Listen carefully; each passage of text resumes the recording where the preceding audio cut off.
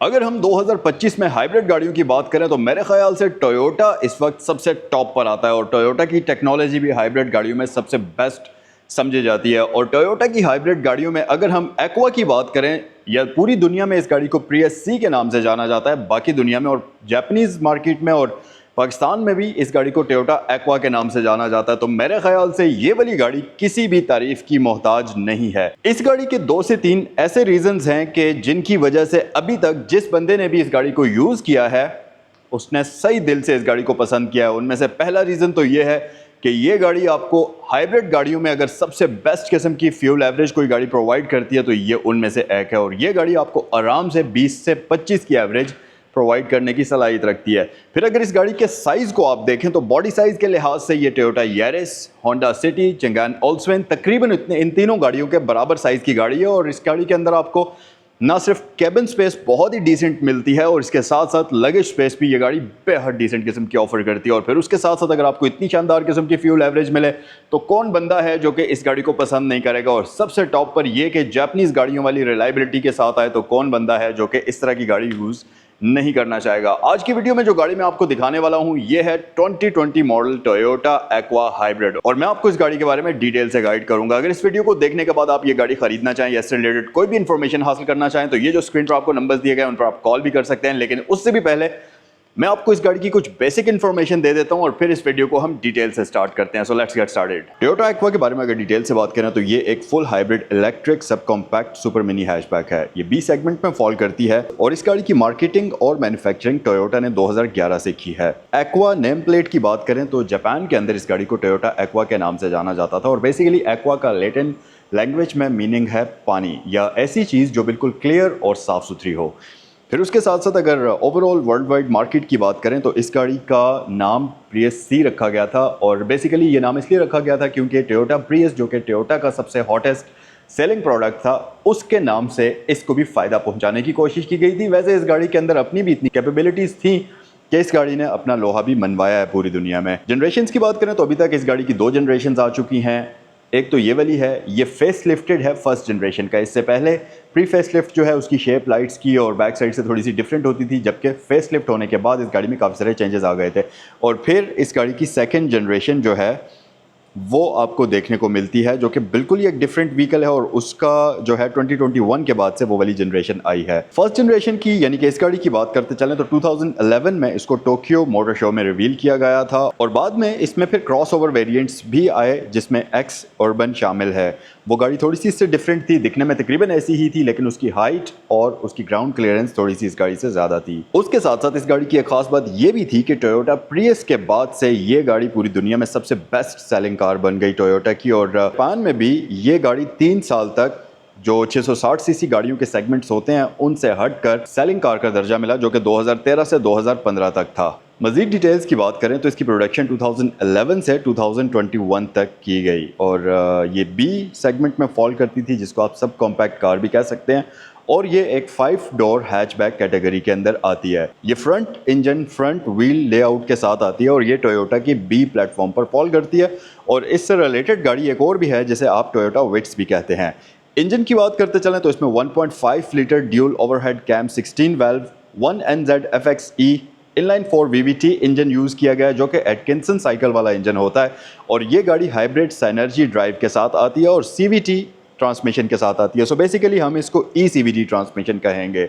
Hybrid drive train इसकी power split वाली होती है और अगर बैटरी की बात करें तो इसमें 0.9 किलोवाट आवर्स की nickel metal hydrate battery use की गई है। और साथ ही साथ अगर हम इस गाड़ी की लेंथ विड्थ और हाइट की बात करते चलें तो इस गाड़ी की लेंथ 3995 mm है और साथ ही साथ अगर विड्थ की बात करें तो 1695 mm इस गाड़ी की विड्थ है और अगर हाइट की बात करते चलें तो 1445 mm इस गाड़ी की हाइट बनती है। फिर साथ ही अगर इस गाड़ी के फेस लिफ्ट की बात करते चलें तो इसमें बेसिकली इस शेप में 2 फेस लिफ्ट आए हैं। फर्स्ट जनरेशन में जो फर्स्ट फेस लिफ्ट आया था उसकी फ्रंट पर हेडलाइट्स चेंज कर दी गई थी, फ्रंट पर बम्पर को चेंज कर दिया गया था। उस गाड़ी की जो हेडलाइट्स थी वो टोयोटा की एक बड़ी फेमस गाड़ी आती है GT80 से काफ़ी हद तक उसके साथ मिलती थी और उसी वजह से उस गाड़ी की लाइट्स ज़्यादा एरोडाइनमिक और ज़्यादा एग्रेसिव लुक्स के साथ आती थी और इसी तरह से उस गाड़ी की रियर लाइट्स को भी मॉडिफाई किया गया था। फिर उसके साथ साथ कुछ मज़ीद छोटे मोटे चेंजेस किए गए थे और साथ ही साथ उस गाड़ी के इंटीरियर में मेटालिक एसी वेंट्स ऐड कर दिए गए थे और इसके साथ साथ क्लाइमेट कंट्रोल क्लस्टर जो है वो भी अपडेटेड इंस्टॉल कर दिया गया था और डिजिटल स्पीडोमीटर इंटरफेस जो है उसके डिज़ाइन को भी चेंज कर दिया गया था। फिर सेकंड फेसलिफ्ट की अगर बात करते चलें तो वो 2017 में आया था, जो कि इस वक्त आप स्क्रीन पर देख सकते हैं, और उसमें माइनर चेंजेस किए गए थे, जिसमें बॉनेट को रीडिज़ाइन किया गया था, बम्पर को रीडिज़ाइन किया गया था और redesigned LED C shaped tail lights lamps का यूज़ किया गया था और व्हील आर्चेस को भी रीडिज़ाइन करके ऑल टुगेदर एक नई लुक देने की कोशिश की गई थी और ये गाड़ी इस वक्त आपके सामने स्क्रीन पर मौजूद भी है। तो अब हम आते हैं इस पर्टिकुलर कार की तरफ और इसके बारे में मैं आपको डिटेल से गाइड करता हूँ। ये 2020 का मॉडल है, 2024 की इंपोर्ट है और इस गाड़ी की अगर वेरिएंट की बात करें तो ये एस वेरिएंट है और अगर प्राइस की बात करते चलें तो इस गाड़ी की आस्किंग प्राइस 6.3 मिलियन है। तो अगर आप एक बेहतरीन और रिलायबल किस्म की एक्वा खरीदने का सोच रहे हैं तो ये गाड़ी सैगल मोटर्स पर अवेलेबल है। मजीद मालूमात के लिए आप स्क्रीन पर दिए गए नंबर्स पर कॉल भी कर सकते हैं। डिटेल में अगर बात करते चलें तो इस गाड़ी में आपको फुली प्रोजेक्शन लाइट्स मिलती हैं और ये lights auto high beam assist feature के साथ आती हैं। फिर उसके साथ साथ इनका लेवल भी आप एडजस्ट कर सकते हैं। ऑटोमेटिक लाइट्स नहीं होती, लेकिन बहरहाल इसमें आपको ऑटो हाई बीम असिस्ट मिलती है और इसमें आपको लेवलिंग का फीचर भी मिलता है जो कि मैनुअल होता है। तो गाड़ी के अंदर बैठकर आप इस गाड़ी की बीम को हाई और लो अपनी मर्जी के हिसाब से एडजस्ट कर सकते हैं। फिर साथ ही इसमें पार्किंग सेंसर्स फ्रंट साइड पर आपको दिए जाते हैं और इस गाड़ी के बम्पर में आपको हल्का सा क्रोम का टच भी मिलता है जो कि गाड़ी की फ्रंट लुक को और भी ज्यादा इनहेंस कर देता है। मजीद अगर सेफ्टी फीचर्स की बात करें तो पार्किंग सेंसर्स के साथ साथ ये गाड़ी आपको रेडार भी ऑफर करती है। इस गाड़ी को अगर आप रियर साइड से देखेंगे तो ये गाड़ी साइज में आपको काफी बड़ी नजर आएगी। हालांकि इसकी शेप बिल्कुल हैचबैक वाली ही है, लेकिन नॉर्मली जो 660 सीसी इंजन वाली या 1000 सीसी इंजन वाली गाड़ियां आती हैं हैचबैक कैटेगरी के अंदर, ये गाड़ी उनसे बड़ी है। उसका एक फ़ायदा तो ये है कि अगर आप इसकी बूट स्पेस ओपन करेंगे तो यहाँ पर आपको बेहद डिसेंट किस्म की बूट स्पेस ये गाड़ी ऑफर करती है।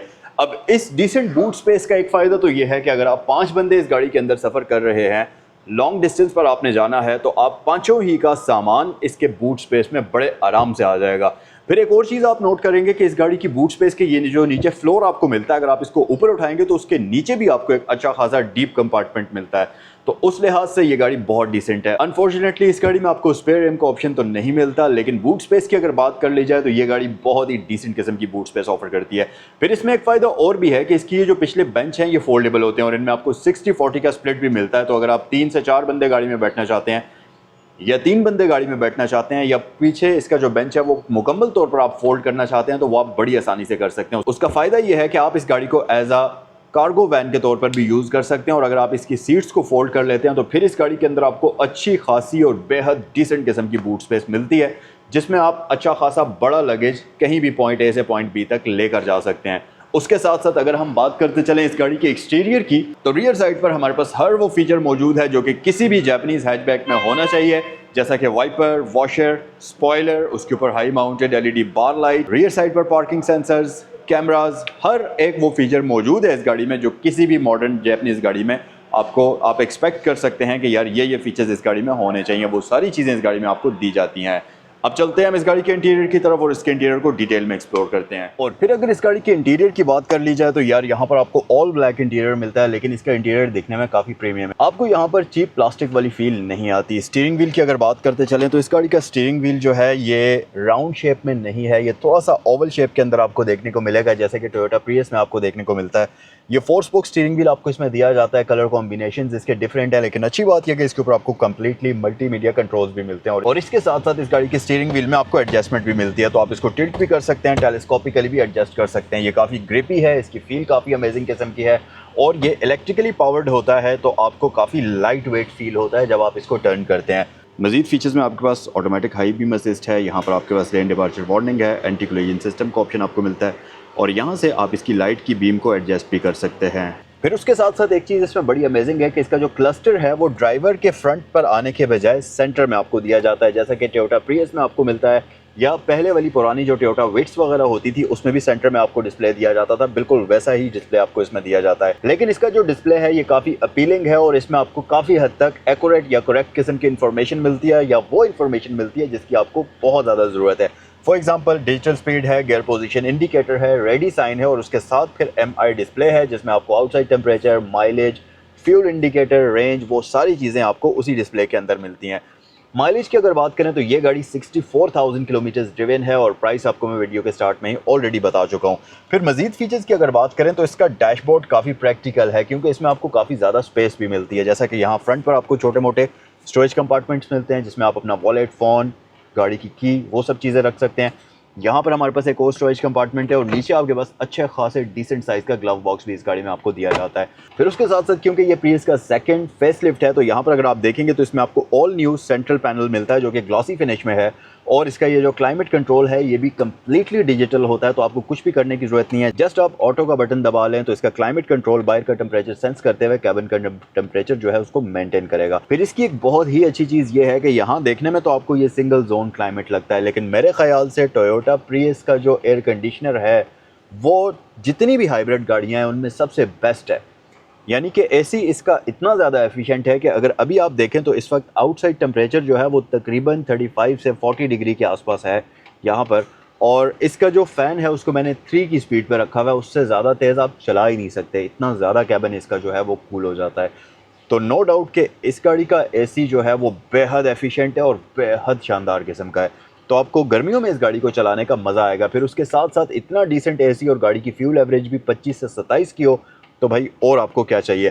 फिर अगर आप नीचे आ जाएंगे तो इसमें आपको स्टोरेज स्पेस काफ़ी अच्छी मिलती है। यहाँ पर नीचे आपके पास पावर आउटलेट मौजूद है। फिर उसके साथ साथ ये गाड़ी ईवी मोड भी आपको ऑफर करती है, तो अगर आप कंप्लीटली इलेक्ट्रिकली इस गाड़ी को चलाना चाहते हैं तो आपके पास वो ऑप्शन भी यहाँ पर होता है, और साथ ही साथ इसमें इको मोड भी आता है और ट्रैक्शन कंट्रोल भी ये गाड़ी ऑफर करती है।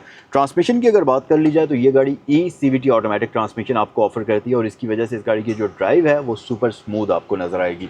कैबिन मिरर यहाँ पर हमारे पास मौजूद है, और इस गाड़ी की एक सबसे खास बात ये भी है कि इस गाड़ी में आपको बाय डिफ़ॉल्ट DVR कैमरा भी प्री इंस्टॉल्ड मिलता है, तो आपने जस्ट इसमें मेमोरी कार्ड इंसर्ट करना है and you are good to go. इसकी वो जो रिकॉर्डिंग वगैरह है वो सारी चीज़ें आप आराम से कर सकते हैं। सीट्स की अगर बात कर ली जाए तो इस गाड़ी की सीट्स बेहद कंफर्टेबल हैं, बहुत ही ज़्यादा कंफर्टेबल होने के साथ साथ ये काफ़ी ग्रिपी हैं, और आपको फील होता है कि यार आप किसी कंफर्टेबल किस्म की सीट पर बैठे हुए हैं, क्योंकि इनका जो ये फैब्रिक यूज़ हुआ हुआ है वो भी काफ़ी अच्छा है, जो इसकी कुशनिंग और पैडिंग हुई हुई है वो भी काफ़ी ज़बरदस्त है। तो लंबे सफ़र पर आप इस गाड़ी को बगैर किसी प्रॉब्लम के ले जा सकते हैं। बाकी रूफ़ पर हमारे पास सनशेड्स, वैनिटी मिरर्स मौजूद हैं। अनफॉर्चुनेटली यहाँ पर लाइट आपको नहीं दी जाती, लेकिन इसके सेंटर में आपको हैलोजन में लाइट दी जाती है। तो फ्रंट पर हमारे पास सारी यही चीज़ें हैं।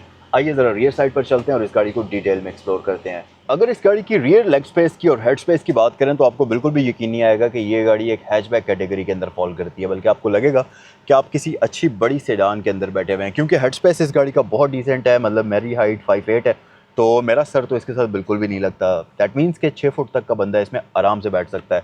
इंक्लाइन एंगल इसका बड़ा ज़बरदस्त है, नी स्पेस काफ़ी डिसेंट किस्म की है, तो आप आराम से इसमें बैठ सकते हैं, और फ्लैट फ्लोर होने की वजह से पीछे भी इसमें 3 पैसेंजर्स बिल्कुल आराम से बैठ सकते हैं, और इस गाड़ी में आपको बिल्कुल भी कोई प्रॉब्लम स्पेस के मामले में नहीं होगा। अम्यूनिटीज़ की बात करते चलें तो यहाँ पर आपको कोई ऐसी इवेंट्स तो नहीं मिलते, लेकिन ऑब्वियसली ये गाड़ी, इसका जो मेन प्राइम टारगेट था वो फ्यूल एफिशिएंसी है, और साथ ही साथ आपको एक कंफर्ट और ईज़ देना है। तो जैसा कि मैंने आपको स्टार्ट में ही बताया है कि इसका एसी इतना ज़्यादा एफिशिएंट है कि इसमें आपको अगर पीछे एयर वेंट्स ना भी मिलें तो रियर पैसेंजर्स के लिए भी जो कंपार्टमेंट में कूलिंग होगी वो इनफ होगी, और आपको बिल्कुल भी सफोकेशन नहीं होगी। अगर इंजन की बात करें तो इसमें आपको 1.5 पेट्रोल इंजन मिलता है जो कि 91 HP बनाता है और 120 न्यूटन मीटर्स ऑफ टॉर्क बनाता है, और ये गाड़ी बेसिकली हाइब्रिड सा एनर्जी ड्राइव सिस्टम के साथ आती है, और इसी वजह से ये गाड़ी आपको आराम से 25 से 27 की एवरेज देने की सलाहियत रखती है।